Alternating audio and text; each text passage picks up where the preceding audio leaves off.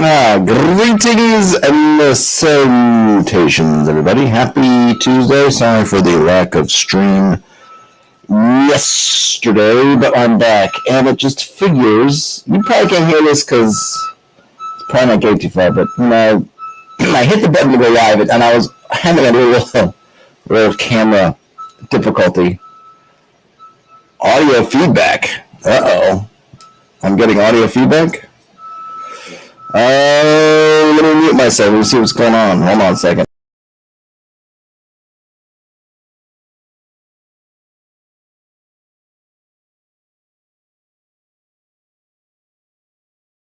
Okay, I think that fixed up. Yeah, I think that's correct. I see what happened now.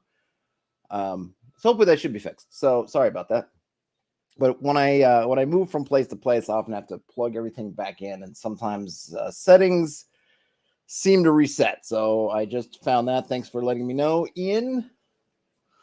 But like I just had some stuff going on earlier, so I set the stream for now, and then it's like a minute before I'm messing around with my camera, and then there's a guy starts mowing the lawn right below the window, which you might still be able to pick up. I'm not sure. I've got things to try to prevent a lot of that noise, but he's going on mowing away, and then siren and another beeping.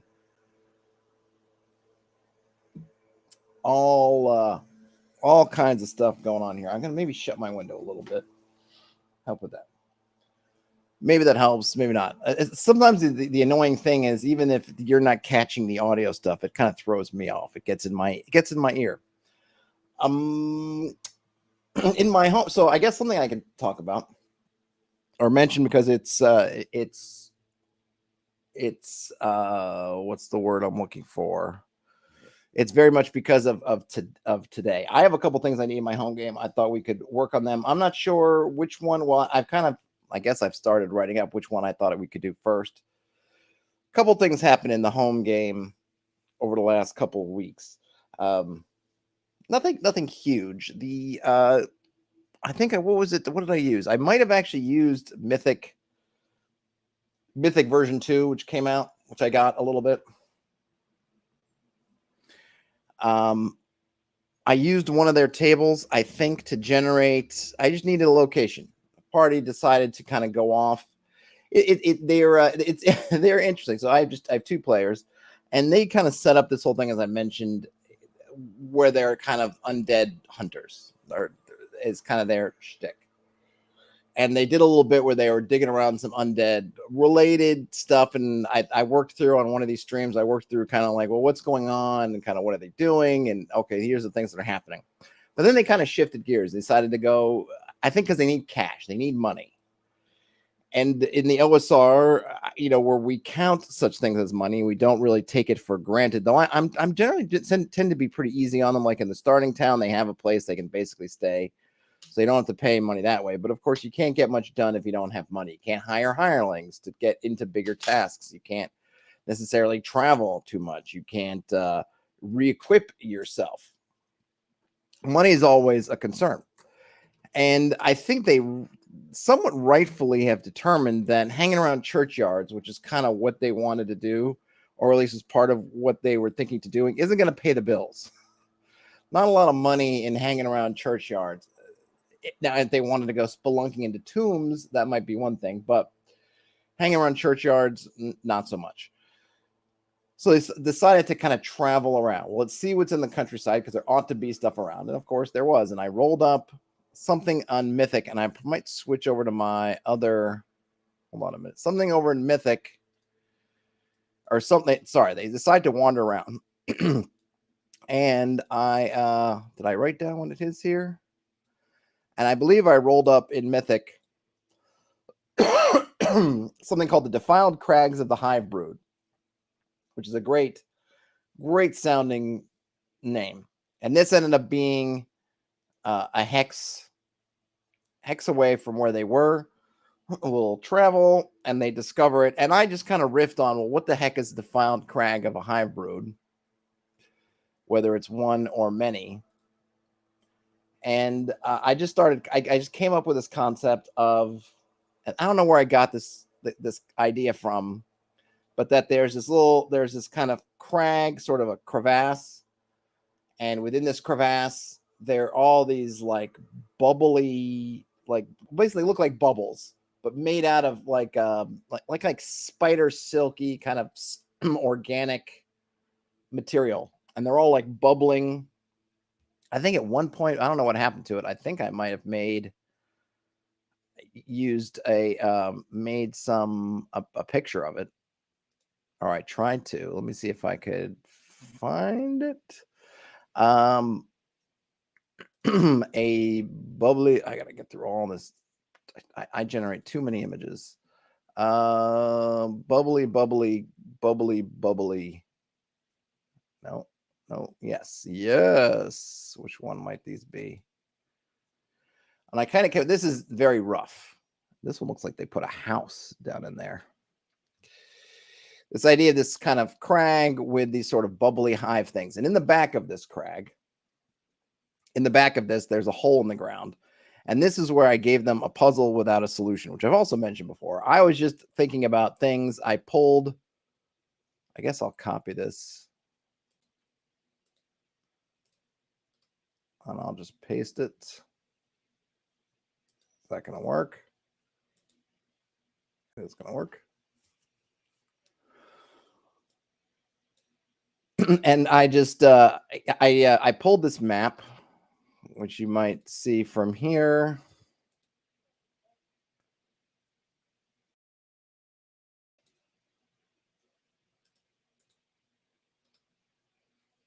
I don't know if I can copy that. Can I copy that? From there. There we go. For the interior, and I don't know what's all in here, but they were coming in through this hole here, coming around. They something, and then this area, which I'm not sure in the original map what this intention was, but it doesn't matter. For me, this ended up being basically bubbling water. And because it goes around this corner, they can't see that there's a little island here and then maybe some more bubble. Like, I don't know. Like, I just have this kind of like, oh, what's in there? Bubbling hot, because there's all kinds of steam vents around here. As I was playing around with this, the idea was that these things were all, there's basically like some kind of steam vents running in here. There's a little trickle of water that comes through here. And that a lot of these were empty, but then some of them were capturing steam vents. And I also had multiple levels where they were like, there's more of these bubbles kind of stacked all over each other. And that there are all these egg sacs hanging in some of these over the steam vents, where the steam vents are being used to warm them.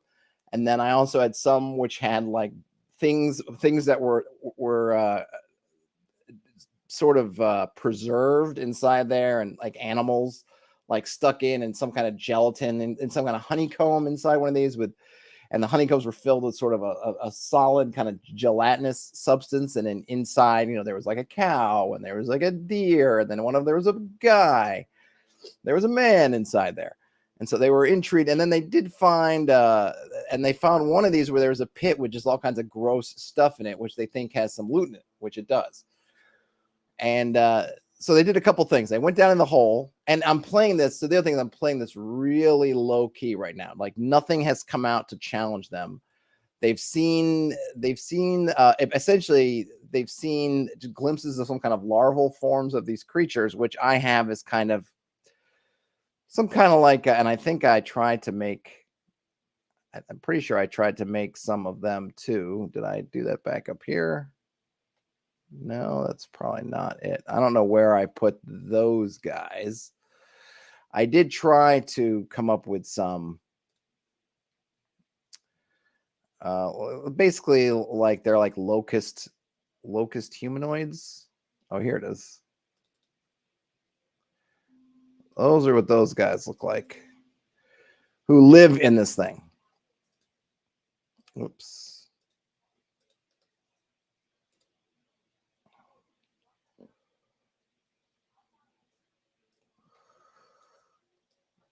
But they haven't seen these guys yet. They haven't seen these guys yet. They haven't rolled up. I have a wandering creature list, and they haven't hit them. In this above ground section, I have had no kind of set encounters. It's been them, but it's very creepy. The steam vents, the egg sacs, they did determine were egg sacs recently. Because at first I was saying, well, there's these kind of globs hanging from the ceilings of these things, and Of course, they seem very egg sac like. There's lots of them. For a long time, they kind of left them alone. Then they finally knocked one loose, and it fell and it broke, and there was kind of these larvae inside. And so they've been messing around with that. But they've come here a couple times. They've gone back, and there are also these. I put these kind of warning figures, and I don't know who put them there. This is kind of an interesting thing. One of the first things I did was, and some of the things I go through this process, and in this process, I'll come up with something, and then I got to try to figure out what it means, because sometimes what ends up happening is what's beyond there. So the first thing I had them see when they first were discovering this crevasse is there is a way for them to come through the floor of the valley. But the first time is they came kind of up from this side up here, and then they kind of came down, and it's not quite as steep as this picture would make it sound, or it's not quite that as deep as it would make it be. So they kind of came down, and they were like, oh, what's this? And along the top, I had these kind of scarecrows that were made, and they had these kind of globby spheres as heads and kind of rough figures. And my concept was at the beginning that the creatures put them there, but it doesn't make I'll be honest, it doesn't make a whole lot of sense. I might keep with that. They have been going back and forth in terms of who they think put it up, which is interesting. Like, who put these things up and why? Is it to scare people away? I mean, to me, it made sense is to kind of stay away from our hive, stay away from our thing. Or did people put them there, say, stay away from here because there are these horrible things inside? Either way, it's been interesting. But that's how things work, at least with me. I put something out there, I'm like, oh, this is cool, and then it changes or something happens. So they've been doing that. Now, I haven't studied up these creatures at all. It hasn't mattered as of it, because they haven't run into any of them. And if they had run into them, I would have just grabbed the nearest creature I felt like seemed nearest, added some wings, and I would have gone with it. Where these folks, the Scarlet Sashes, come in, where they came in was the party had found one of these I call them domes, because they're not like just bubbles sitting on top, but they're kind of, and I need to remake this image and kind of fix it so they look more like domes and not balls.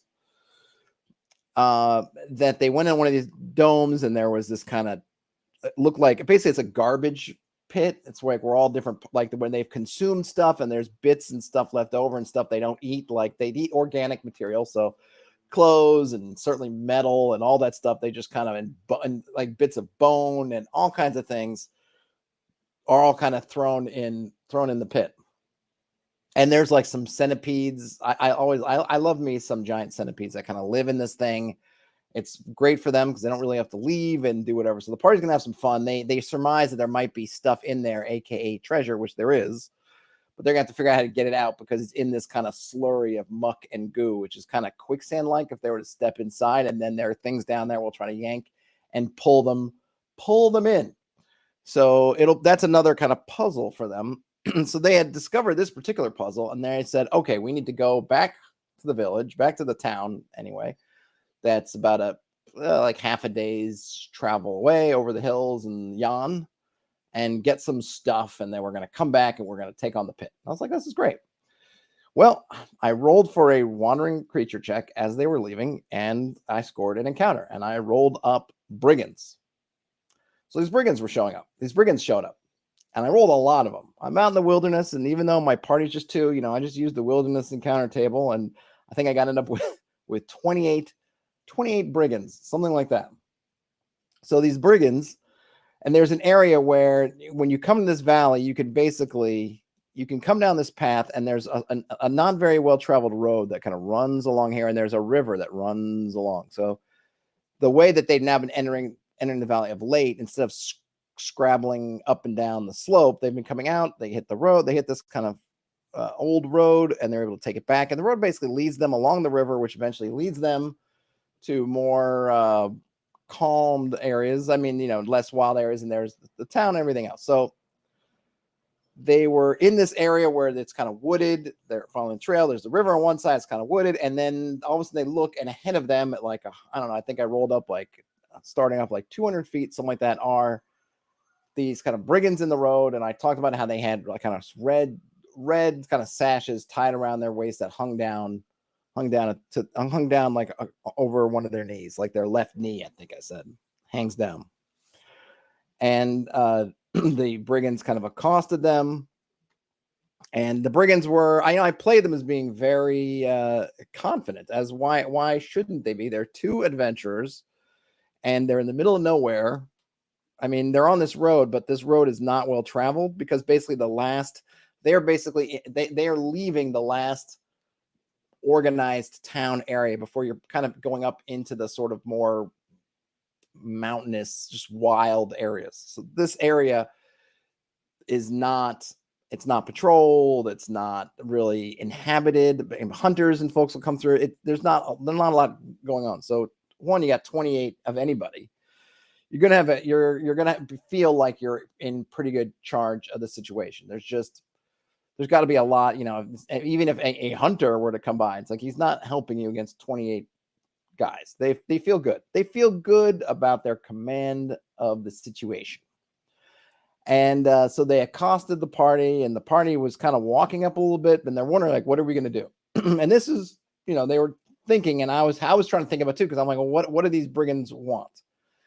I determined that the brigands must have been kind of watching them, or maybe had seen them leave town, and they've been going back and forth from this place a couple times, and the brigands, or their eyes and ears, noticed this, and that they assumed, which I don't think would be a poor assumption on their part, that they must have found something. And I would think that in this kind of world, or in any of these sort of fantasy gaming worlds, that if you find adventurers are these loot carriers. I mean, that's what they're doing right there. I mean, assuming you're playing like an old school kind of game. There's a lot of times these adventurers, and I'm drinking a watered down apple juice for the working man. The adventurers find loot. And what better thing to do than let the adventurers find the loot, and then you just take them of it when they may be at a vulnerable spot, aka you're on a road, not really anywhere to go. And then, as the party are kind of deciding what to do and wandering out, there are some of the guys on the road, and then other ones were fanning along this and they're in sort of a valley part. So there's kind of this wooded sort of valley, right? So they're kind of fanning along the top. And at some point, the players notice that the bandits are kind of encircling them as they are patiently waiting for the party to to step forward. The bandits aren't just doing nothing. They're kind of encircling the party, at least on 2 to 3 sides. They were trying to get around kind of behind them, and they're moving along sort of above them in the trees. But of course, there's a river. There's a river on the other side. Well, the party's thinking about it. And they say, like, are there any logs? Any kind of like deadfall logs that kind of happen to be sort of by the river? And I did this. Well, I feel like it's a classic thing. It's like, I don't know if there are or aren't, but you can roll a die. And I didn't think the odds were great. So I said, if you roll 6, there's a log. Well, they rolled a 6. So they beeline, they like basically, they all of a sudden they just, and the thing is and this is, I had told them, and it's true, not, when changing it up, that the river's wide. At this point, it's kind of narrow, but it's a wide river. It's like you're a Hudson River. It's a major river. It's narrowed somewhat at this point. So I guess in this area, it's maybe like half to 2/3 the size of, let's say, the Hudson near New York City. But it's swift, and it's early spring, so it is cold. But they preferred their odds in the river than they did with these brigands, rightfully, discussing among themselves, saying, we got nothing to offer these guys. We got nothing. We can't buy our way out. We're not going to be able to fight our way out. We're not going to be able to buy our way out. And I guess they didn't assume that there was any deals they could have made. I'm not saying there was a deal, because I'm not sure what could they have offered? I mean, they could have said, like, hey, we got to go back, and we're going to come to this pit, and there's all kinds of goodies in this pit. And sort of, I guess, giving away some of the loot they hadn't won yet in the hopes they could just get out. Maybe that would have worked. I don't know. I would have had to roll dice to find out. It certainly wasn't in my mind, because this whole thing wasn't planned. It was just a wandering creature encounter. But the tree was there, and they made their play for the river, and they grabbed this deadfall tree and then launched themselves into the fast flowing river. And the brigands weren't going to follow them. So they got out there and what I was going to say was that they were the road runs close to the river. This had been long established, and the brigands, the main body of the brigands is still like 150, 60 feet away at this point. Even the ones that are kind of parallel on the trees are still like, I don't know, maybe 60, 80 feet in the trees behind it. Basically, once they made that play for the river, if they're not going to be able to, no one's going to be able to stop them from getting in the river. And the brigands would have thought like this is a suicide by river, basically. Like, I'm not, it's freezing. They won't last. They'll last minutes or whatever in there. And I did have them roll some saves, and one of them started to succumb to hypothermia. The other one managed to do okay, and they ended up getting across the river, where they had another little adventure. Basically, the whole session was as our adventure of them getting back across. And I rolled up another random encounter and ended up being a merchant. So, a wandering creature, and I got another. So there was a merchant, and he was also kind of marooned on the far side of the river. The far side of the river in this area is much less inhabited. It's wilder than the side of the river they had been on. But there are like isolated homesteads. So they found this merchant. They did some dealings with the merchant. They ended up kind of making friends with this homesteader out there, and they made some deals. They wheeled and dealed and got themselves the use of this homesteader's little boat. They managed to get themselves across. But in the time where I was talking up basically these, and the funny thing is, I think it might have been the Friday stream, I talked about these social encounters. I don't plan to have a bunch of social encounters. Well, this whole session ended up being like 3 social encounters. Was essentially the whole session. One for them talking to the Scarlet Sashes before they made their getaway, one talking to the merchant guy, and then all the dealings between the merchant and this homesteader, and all that was all social. So it was very kind of funny because I just talked about like, well, I don't really plan out social. Like, you're going to have this is going to be a social session. And it turned, and this session, just not by my choice at all, but I had fun, turned into a social session essentially. But one of the things that happened is I was role playing out these encounters with the merchant, and then later with the other one was this concept of these brigands that it hasn't been outed yet. Like, I called them Red Legs, which I think I took from Tombstone. I want to say that the what is it, Curly Bill's gang are called the Red Legs, and I just kind of liked it, so I went with that. But then I figured they don't call themselves the Red Legs; they call themselves the Scarlet Sashes. They have a little bit of they're smelling their own farts a little bit, so that they gave themselves a little bit more of a, I don't know, opulent name. And I started kind of playing up this concept when they mentioned these guys to the merchant's like, oh God, the Red Legs, they're here, like they're awful. And then the players are like, well, what do we know about the Red Legs? They're like, oh well, you've heard of them, they don't tend to. And I think they might have asked us too when they were kind of like, what have we heard of these folks? And it's like, well, they're essentially, they're brigands, they're thieves, they steal from the rich and steal from the poor. They they're bad guys. They are bad dudes. So I need to now figure out who the heck the Red Legs are. Now, I could just have them be bad dudes. That could just be it. They're just a bunch of thugs, and that's all they are. They're just thugs, right? So that could be it, or they could be something more. But I thought it'd be fun maybe to flesh them out, because I need them, or I not necessarily need them for tomorrow. I doubt the party's going to interface directly with them tomorrow, because now they're on this kind of side quest. The side quest they're making, as they made a deal. So the merchant had basically a chest of furs he was trying to take to town to sell. He got embroiled with a kind of a dubious ferryman who essentially wanted to rob him, or at least extort him. And when he wouldn't play ball, dumped him in the river with his box. Maybe dumped him in the river, and the quick thinking merchant was able to grab the box and take it with him, because I think probably the dubious ferryman would have wanted the box, and that's how he ended up on the shore of but on the wrong side of the river. So what the party did was, and I was playing up a little bit of classism with the merchant being from one of the towns and kind of uppity, and then him calling the homesteaders out here grass smokers. And I might have something where like the grass has certain properties, you could smoke it, but there's I again rolling random stuff here. There's some kind of blight or pestilence on the grasses here. So the homesteader up here is in rather bad shape and has very little barely things to live on. And what's funny was something happened totally accidental.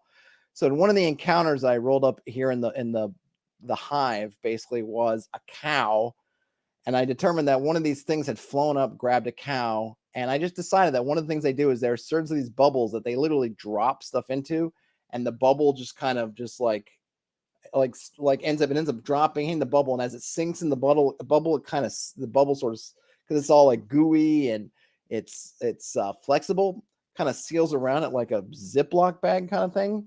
And so there was this, they found this cow that was expiring. They heard it hit the bubble, they ran around and they found it, and there it was, kind of expiring in this, hanging down from the sagging dome. And I kind of forgot about it. It's just a set thing. But then I had the homesteader make a comment of like, oh, I think my neighbor stole my cow. And the players looked at each other and like, wasn't your neighbor. This other thing that happened. So that was kind of funny. And the other thing with these guys is I started planting some tales. When they came back from their first visit, I had some guy in town acting kind of scared and talking about how the Avenging Angels were coming. The Avenging Angels. And it didn't take too long for the party to kind of put it together that maybe there was some connection between these things and the Avenging Angels, especially when they found some stuff that seemed to indicate that this, because there used to be a little shrine out here. There's a shrine over here that's kind of mostly, it's mostly, I don't know, unused or ruined, right? But I just decided, oh, well, one of these guys still goes and venerates the shrine every once in a while. And when he was there, he was attacked. This guy. Now but it's driven him nutty. Now he's back raging about some tale, some legend of the Avenging Angels. And then I also had the homesteader talking about the Avenging Angels.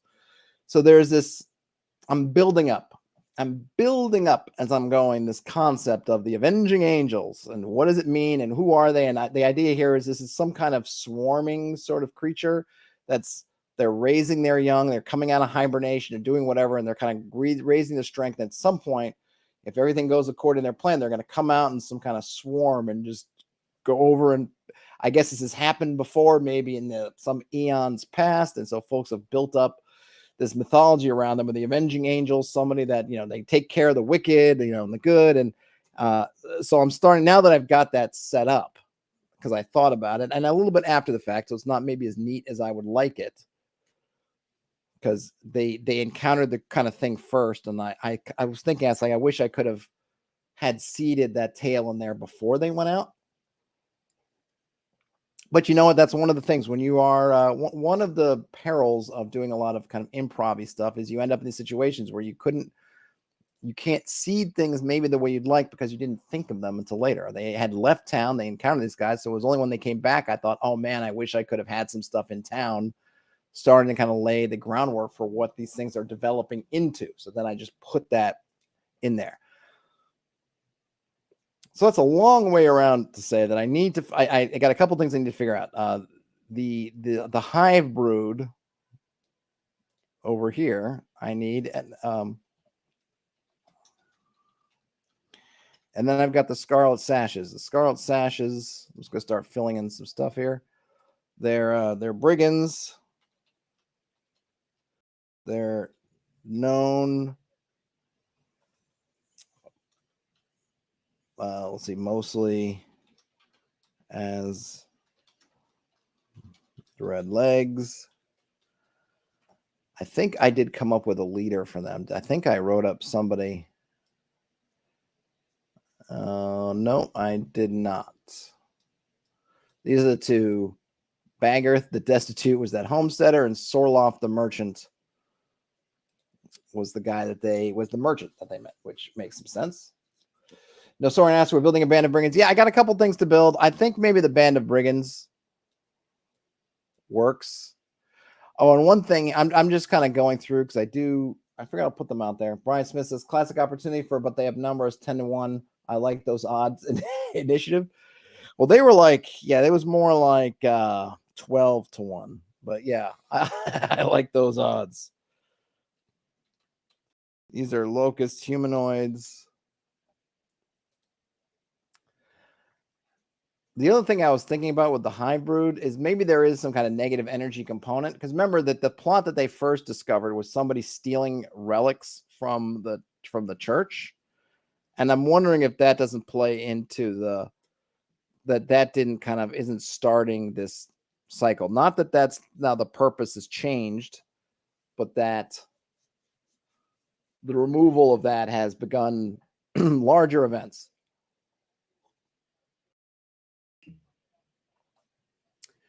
Frederick says scarecrows equals a nasty high level monster. Yeah, I mean, in this case, they're not necessarily high level one-on-one, but there's potentially a lot of them.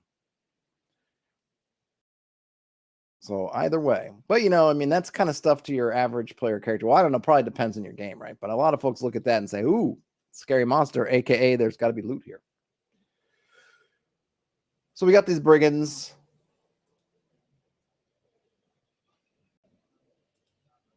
I'm not sure what to do with them. I mean, I appreciate having them because I need to have these different factions, and that's I like when they kind of arise somewhat organically, which these did. I guess we need to know kind of what they want. I mean, who are they?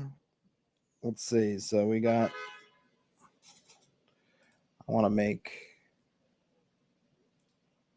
Oops. Let's just make some. Let's make a couple of these. No. So we got kind of a who are they? What do they want? Who are they?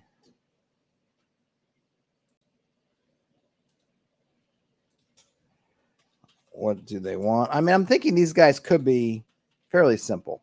I don't think that they need to be.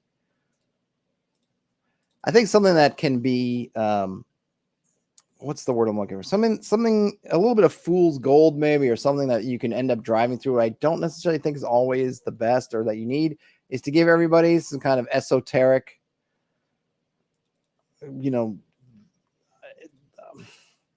like I think oftentimes we end up in a spot where everybody's got some kind of weird occult world ending, the world domination kind of motivations. Like they can't just be something, they've got to be in league with the super evil person. As I've got honking, I just opened my window and now the cars, suddenly there's like a traffic jam. For some reason there's a school bus. What the heck is going on? Not everybody has to have a super esoteric motive. Some folks can just want to get rich.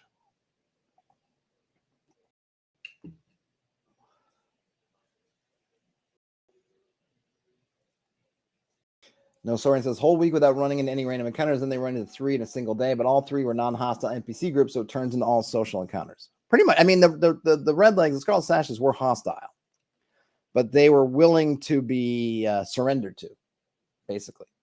I think their assumption was you're going to surrender to us because there's a bunch of us and there's only a few of you. It just didn't work out that way. But yeah, kind of. I mean, they had one encounter that happened at night because they actually ended up sleeping down here. I rolled a bunch of encounters, but I only got one. And they ended up running, kind of running away from it. And it was like these things kind of crawling on the ground. And it was like this like mass of stuff. And it's sort of like coming at them. And they were like, oh gosh, we're out of here. So they did have that. They did have that one. But yeah, they've been able to. I mean, look, I play my encounters very much in the kind of ethos that I preach about, right? So there's no, I don't go into it thinking like, oh, they got to fight this thing. It's kind of like, well, what do they want to do? And especially out in the wilderness, you tend to have room and you have space. So the bandits were doing their best to close that space. And if it weren't for the river, the party probably would have had to surrender because chances of them sort of outrunning out. I suppose they could have tried to just evade if it was just straight woods. As far as the eye could see, I suppose they could have tried to just outrun, outmaneuver, escape. It would have been really, really, really tough. They were really kind of saved by the river and the fact that they rolled that log. If that log hadn't been there, they also probably would have been stuck because chances are they could not have made it across that river and lived. At least one of them. I mean, one of them failed their save while they were trying to hold on to that log. And if that had just been swimming, they would have started to drown. And then, it was It could have turned. It could have turned very bad for them, but they got lucky. I think if they hadn't rolled the log, they wouldn't have jumped in the river. That's my thought, but I don't know. I don't know, but that's the fun of playing. Like, I don't know. And so all this stuff kind of came out of basically one wandering creature. Suddenly I have a new faction that I need to fill in, these organized bandits. They've now got this merchant who is not particularly happy with them, but they did kind of save him a bit. The merchant's not happy because the deal that they struck was that they made a deal, 2 cows to make up for the fact that he lost the 1 cow. They got him 2 cows for letting them take his boat and go across and ferry everybody across the river. Now, how they were going to get these 2 cows was basically the merchant was going to sell his stuff, because I talked about how the sort of the weekly market was the next day, and this was the big point of tension for the merchants. Like, I gotta be there by tomorrow, otherwise this whole trip was a waste of time. I need to be there so I can sell my wares at market day. So they got him there, but then he had to take most of the profits from what he sold and give it to the party to get cows. And he wasn't happy about that, but he did it. So they've got kind of someone who lives in another town who now they know and have at least not a hostile relationship to. This homesteader, I'm not sure how useful. He's somewhere I suppose they could go to stay if they decided to go back across the river and muck around in those wilderness up there. They've got that kind of connection going for them. So I suppose that would be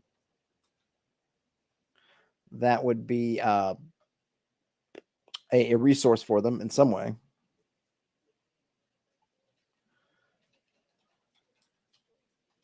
I keep wanting to not just do sentence case. Who opposes them? I'm just putting down some questions here. It would have been nasty. Yeah. So they turned what could have been a really bad situation with them either getting maybe ransomed, I suppose, because one of them is a member of the Order of the White Flame. He's a cleric. He's a friar, so he's kind of in that mix. They probably could have ransomed him back to the church. That might have been, assuming I had thought about it, might have been what they could have tried to do. Maybe the party maybe could have floated it to them at some point if things had gone that way, but they didn't. All right, so who are these guys? They are a group and organized. Oh, okay, here we go. That's a confederation of brigands who operate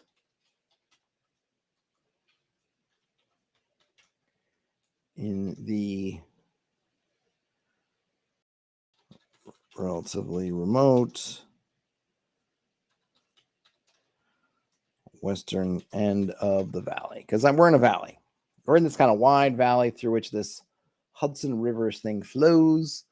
So these guys with Scarlet Sashes, they operate here on the western end. It's wilder. There's a little bit more. If you go look at my not fully developed map, you can see here that this is where they're operating from. This is where the that crevice is. This is where kind of the brigands sort of got them, and then they ended up over here. So they were kind of traveling back home, brigands, more or less. Oh, look, we're here. We're right across from town, but we're across on this part of the river, and there's nothing here. The merchant is from this town over here.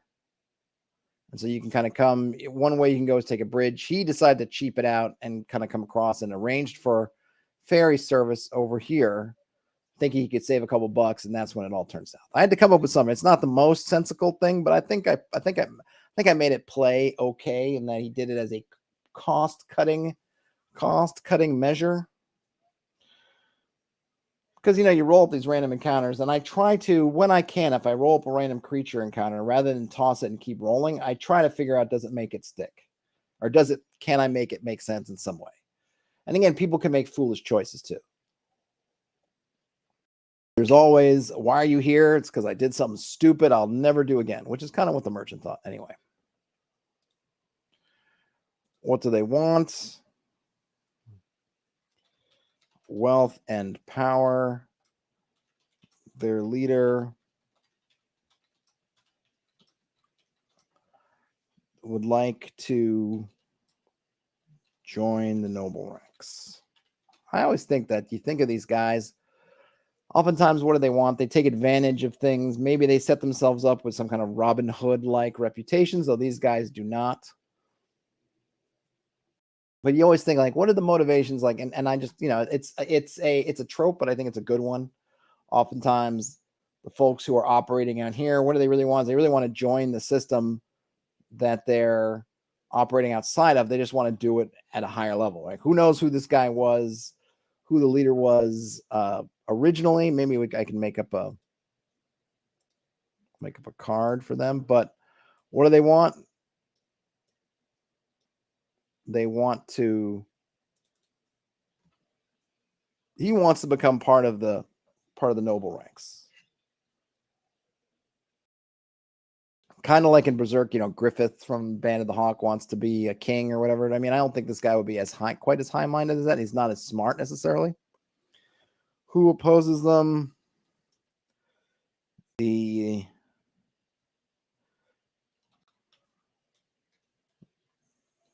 organized forces of authority in all the cities of the valley. I mean, they're outlaws. Who opposes them? The law. Johnny Law opposes them.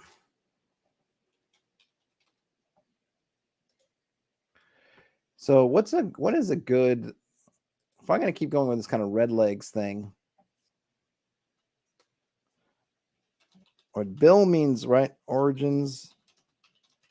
Right, Bill comes from William, if I'm remembering correctly. That's right. Germanic origin.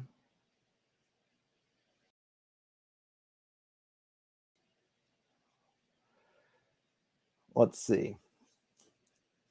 Oh, their main income? That's a good idea. Oops.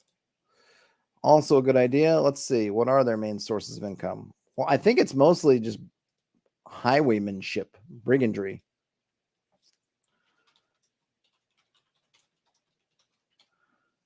Brigandage.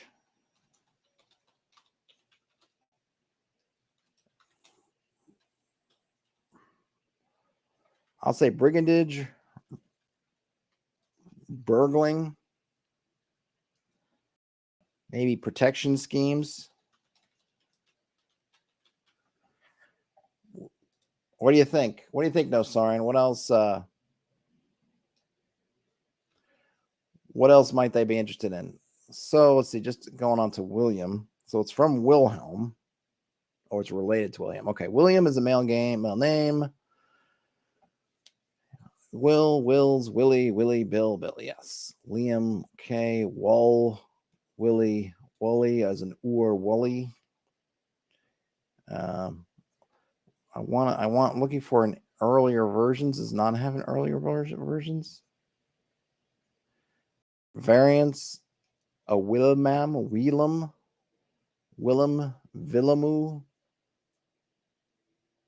Villiamu, Williami, Wiramu, Wilhelm, or Williama, Wallum. I kind of like that. I'm going to go with Wallum. I'm going with Wallum.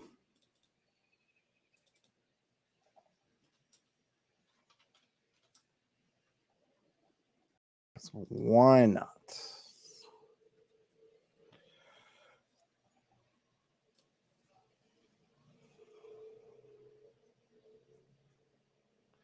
So we got their main source of income. Their leader's name is Wallum.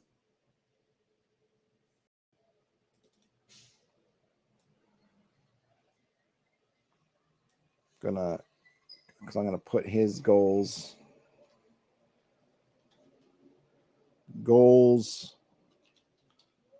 force his way into the noble ranks.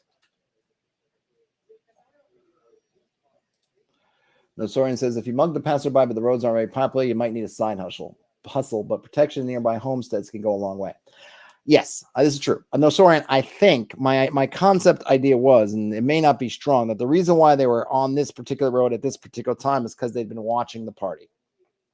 That they surmised that the party had discovered a little honey pot, and they were going to steal the honey from the adventurers who'd done the hard work of getting it out of the honey pot. That was what I decided why they're there, because you are correct in that it does not make sense for them to be gathered on this kind of forgotten road as opposed to doing other things.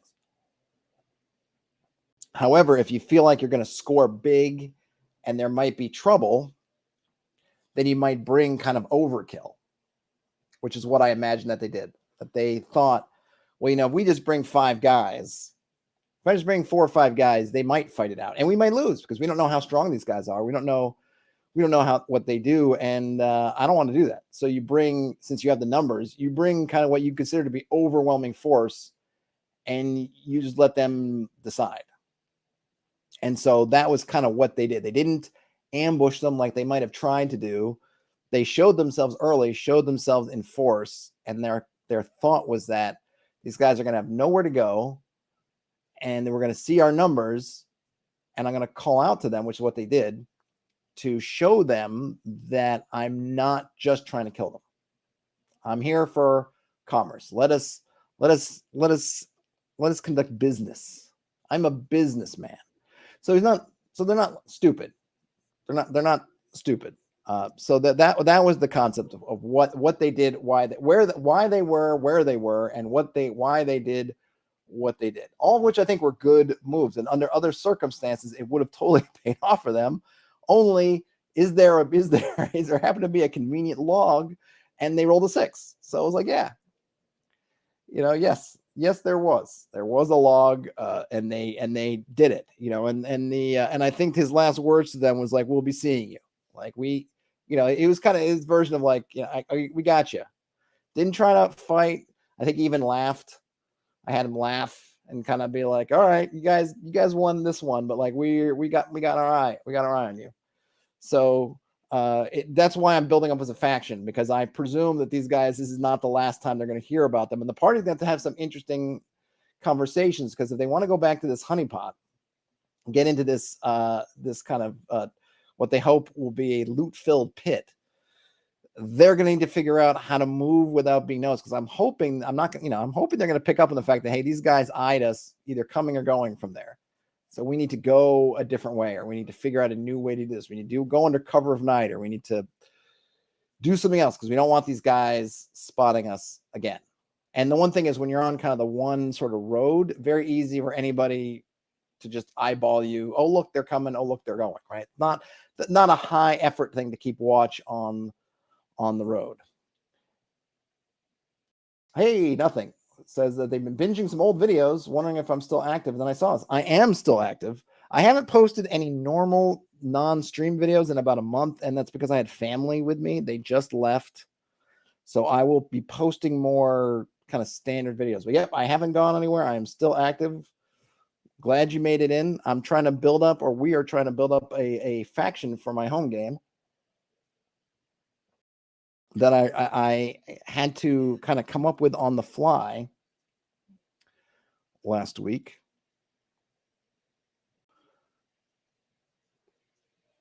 I wonder if we'll have some kind of sheriff. Maybe this, you know what, I'm going to put in. I know a sheriff is for a particular area of town. I wonder, are there any? Hold on, let me see something. So I got Wallum from there. So great. Let me see one other thing. There we go. I'm only doing this because I feel like, I don't know. So the guy in Tombstone's name was Curly Bill. I'm just wondering if there's a good Curl. Doesn't seem to be anything good there. High German Krull. Ooh, Krull or Crawl, Norwegian Krull. Ooh. Well, there you go. This is going to work out perfecto because then his last name, Wallum Krull, aka Curly Bill. Or let's see, how do they spell it? I don't want Krull. I got to save Krull for something really good. So I'm going to go with Crawl. Is that what the good? Yeah, Crawl. Whoops. Wallum Crawl. Well, there we go. Curly Bill, he's back. Well, rest in peace to Powers Booth, who played Curly Bill in Tombstone. I think he passed a few years ago.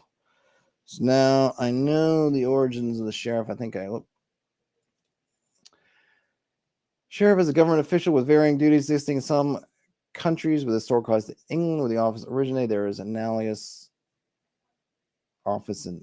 Okay, so legal representative for the Shire, a Shire Reeve. Right.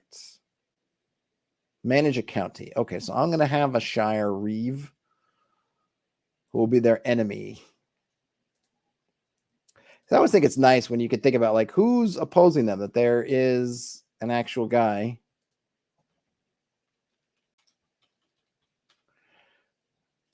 who then becomes kind of a little bit of a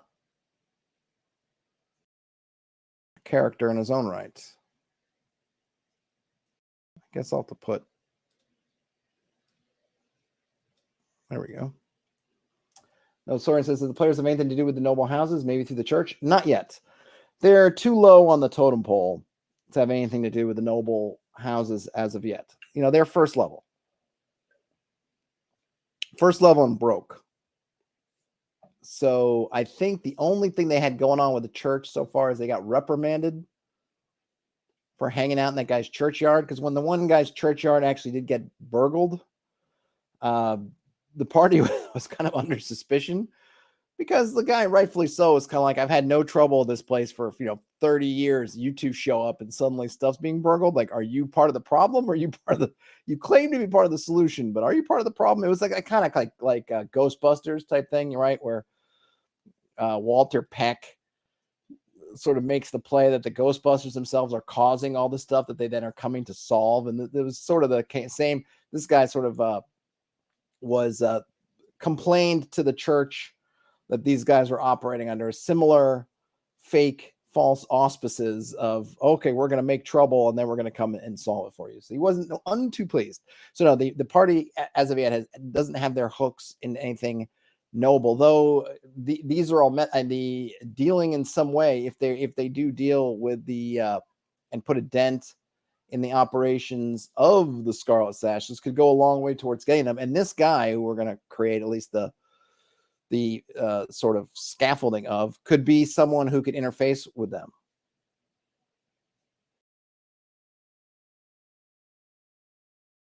And I'm actually going to, one thing I came up with is that he is, it's a hereditary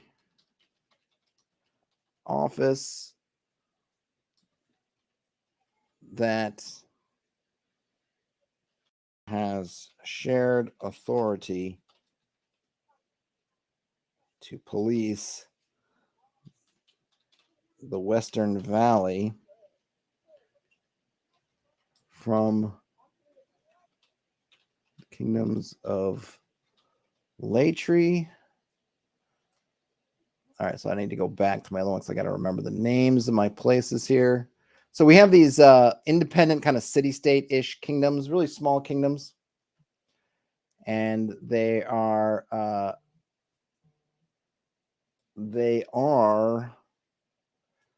so I figured that it would be kind of cool if like these three, that there was this kind of one guy that sort of they'd given over, like, okay, in the areas that aren't in these sorts of maybe because of the operations of a few generations of these Scarlet Sashes, they've been given kind of free reign. So let's see, Latry, and the other one is Aughrim is over here. And what's the one between them again? Is I think it's Sunfeld. Okay.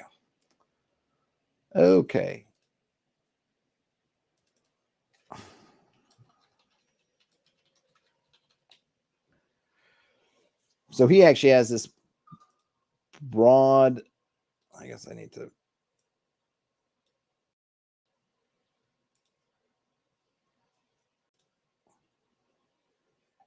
Broad overreach.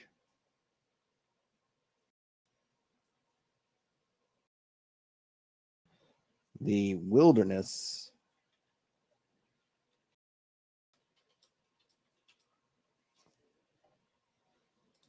So who is the current? And maybe I'll come up with another name for Shire, because it seems like it's too big for a Shire. That's like a lot of. I might have to decrease that landscape, but I think I'm just going to keep it kind of. I'm going to keep it vague for right now.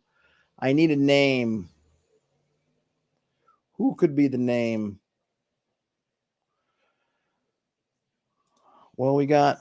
I'm going with a. Who are the guys? Let's see. In Tombstone, we had Doc Holliday, and I'm just going to put Holiday, which would be Holy Day, right? Yeah. Hallig Daig. I kind of just like that. Hallig Daig. I like it. Works for me.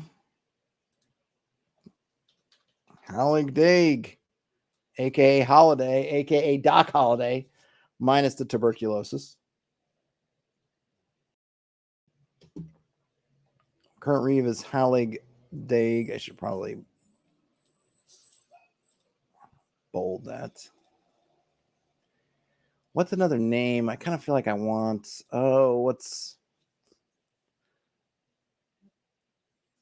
What would be? I don't know. What might be Fields? Fields would be like Feld, right? Fields. Is there not one for Fields? Feld, right? I got that already. Felden, Flatland, Folda, Velt. Yeah, you gotta, for coming up with names, it's nice to, you just gotta sort of, I don't know, you just come up with different things. I always like looking at the name. The Etym Online has all the kind of etymology information. You can find it in other ones too. It's cool, especially I like, especially if you're looking for things that have some kind of meaning to it. So we have fold, we have feld, fault, Proto-Germanic, pelto, pele, flat to spread. Peace. I see it's the same kind of. It's always cool to see also how words are related. Fold, Felden. Maybe I'll go with that one. Flat land. Because we got a lot of grassland here. If we notice, not there, here. This is mostly grassland. So the Feld or the Felden Reeve being this. Oh man, I like that. I like that a lot. The Felden Reeve or the Fold Reeve, Felden Reeve. I might have to mess around with it, but I'll stick with Felden for right now. Hereditary. I like the idea that because you have this sort of open, sort of wild area, there's kind of homesteaders around, that there's somebody who has, because of just the way that this valley sprung up, all the main castles, the keeps, are where these cities are. And so you have this area, particularly on the east or the western end, that doesn't have, it was just never built up and still isn't. So you come up with this guy who's like a roving, doesn't have a particular stronghold, or maybe he does somewhere, but that he was kind of given authority of like, we don't want to, because of other things, because of the geopolitics, political situation, we can't have our guys roaming all over the countryside chasing down these thieves, but we need somebody. So these kingdoms all got together and decided to fund and found this sheriff, basically. Not unlike in a Tombstone situation where you can get deputized to become kind of federal officers of the law. and they're out there in kind of the plains. I mean, it's kind of cool to think of this in kind of Wild West terms. It wasn't really at all my intention, but you end up with kind of this sort of Wild West situation, not because it's a frontier, it's just because it's sparsely populated. It's kind of wilder. There's not enough resources out there to really push people to kind of settle it in force. So it's just the folks who are on kind of the outskirts, cattle, maybe people who have cattle, maybe people who just want to get away from authority and your outlaws and cast outs and all those folks. And then out of those bunches, out of that sort of mass of people arose this Scarlet Sashes group. And in response to the Scarlet Sashes group, we now have the Felden Reeve.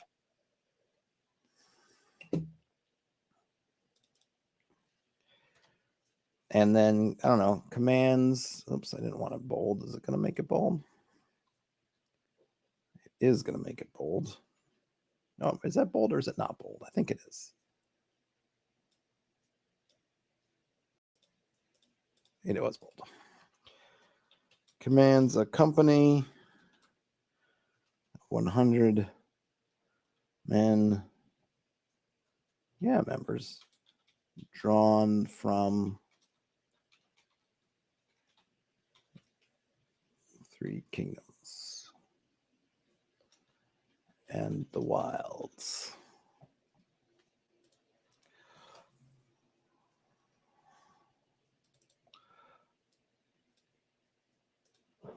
Organized forces of army under the Felden Reeve.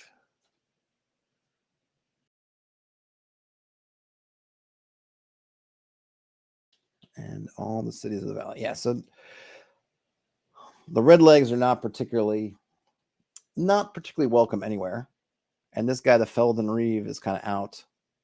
I'm really digging how this turned out. So I don't know, I should say I'm sorry this turned into a little bit of campaign recap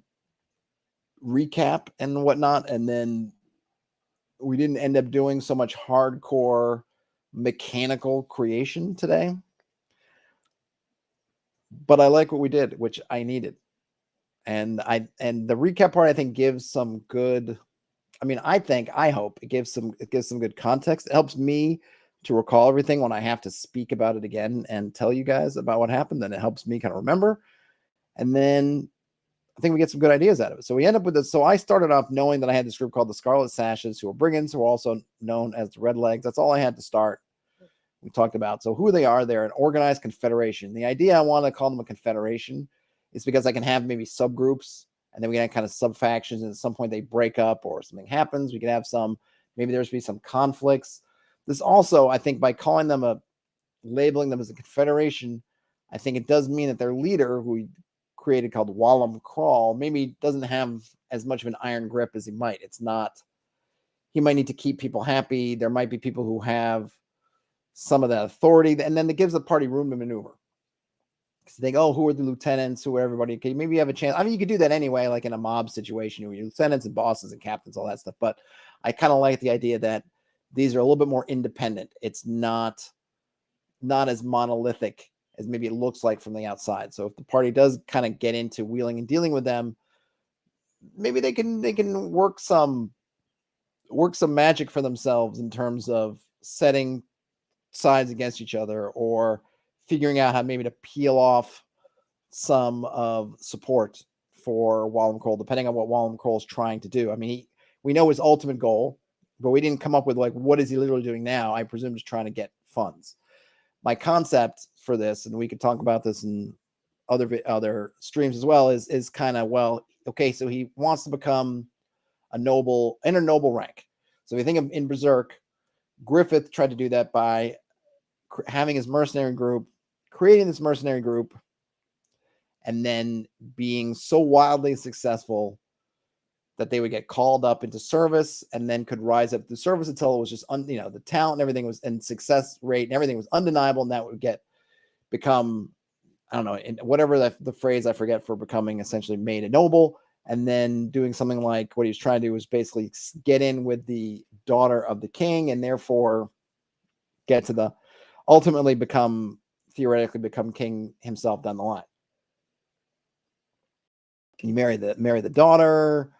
We know from Berserk, and sorry for spoilers, that they were able to off the queen, and so then maybe think if everything had gone according to Hoyle, maybe the king could sort of get sick and die, wink, wink, down the line. Suddenly Griffith's king. Work like that. We know that Wallum Kroll is trying to amass wealth. That's one way to do it. And I think the other thing is maybe trying to do is essentially assert control. But I should probably put this into. So his methods are, he's amassing wealth and then trying to assert control over some expanse of land. And I think this is would not be dissimilar to what a lot of parties would do, which is you come in, you kind of clear stuff out, and you sort of make it yours and you hold it. And at some point, if you can do that, and maybe you have to repulse organized forces, or maybe you've made it just so much of a fait accompli, and that maybe even you're able to offer something at that point to the authority around. For example, if he were to take, let's say, this hex, I don't know, for example, it's on the river. Okay, I mean, that those horrible creatures are sitting in here. So maybe that wouldn't be good. Maybe this one would be better. But he takes one of these, and he's able to hold it. Maybe he's even able to make it more, obviously if he's holding it, he's taking his own, the fact is that if he's holding it, then he's legitimizing himself, not just in the fact that, hey, I've got a land and all this, but also at that point, presumably he would stop his brigandage. So at some point you go, if you're Latry and you're maybe these guys here, you go, well, we didn't have this anyway. This wasn't really under our control. It's kind of wild. They've taken it. They're going to now be dealing with us on a different level, because they're going to have wants and needs, and they're going to want commerce, and they're going to want settlers. They're going to want all these things that we all want. So they're going to be more on board with what we're doing, basically law, order, commerce, all that kind of stuff. Now the brigands aren't a problem, and now they're basically pushing back any kind of wilderness is being shoved back, any kind of horrible things. We have kind of a bastion. Now, if anything were to come down out of these areas, well, he's put himself over there. So there's a point which you might say, okay, well, you're here, you've done it, you can actually be useful to us, and we can't really push you out without suffering massive losses. So we're just going to say grumble, grumble, but okay. We'll make you an earl or a baron, or something that will make you happy. Fine. I can see that's what he's trying to do. So I'm going to put that in for his methods, that he's trying to, and basically the wealth is going to come to that. Because if you're going to build a stronghold, you're going to need craftsmen, you're going to need things that your brigands aren't good at. The brigands, they're thieves. They come from all walks of life, but they probably don't have folks who can create a plan for some kind of fort, even if it's just a timber fort to start. Certainly not stone, all that stuff. You need people. So these are interesting. So that'll give me some ideas for some kind of medium and long range goals. But right now he's just in, I need money, because you need money for all this stuff. I need money to pay my guys, money to just put away, because I'm going to be he's in the Wallum Kroll is in that stronghold phase of, I need to raise X thousands of gold so that I can build my fortress. So that's where he is. So other than that, as a whole, that's his personal goals, but as a whole in general, what the Scarlet Sashes want is wealth and power. And then who opposes them? We came up with this guy, the Felvin Reeve, which is a hereditary office that has shared authority from 3 of the kingdoms that kind of border the wilder areas, western areas of the valley, and that they created this kind of title to go to this person who was sort of out there, much like a Wild West marshal, if you will, and kind of trying to quell, crush, and otherwise dismantle any kind of banditry out there, any sort of organized resistance or anything of any kind, criminality, whatever. And right now that's the Scarlet Sashes. His name is Haligdaig, which we stole from Doc Holliday, and Wallum Kroll from Curly Bill, also from Tombstone. And then he commands a company of about 100. I haven't figured out how many folks are in the Scarlet Sashes. We could do that later. And that's all I got right now. Maybe next time, maybe next week, we'll concentrate on the High Brood. And unless I get forced to come up with it tomorrow, so that might happen as well. But I hope you enjoyed. I hope you found it useful. Thanks for helping me. It was useful. If nothing else, it was useful to me. So thank you very much for that. If you could give a thumbs up on your way out, that would be awesome. If you found yourself in here and you're not subscribed to the channel, you feel like subscribing, that would also be awesome. But otherwise, have a great rest of your day, night, whenever you end up watching or listening to this. Game on, and I will talk to you later. Bye now.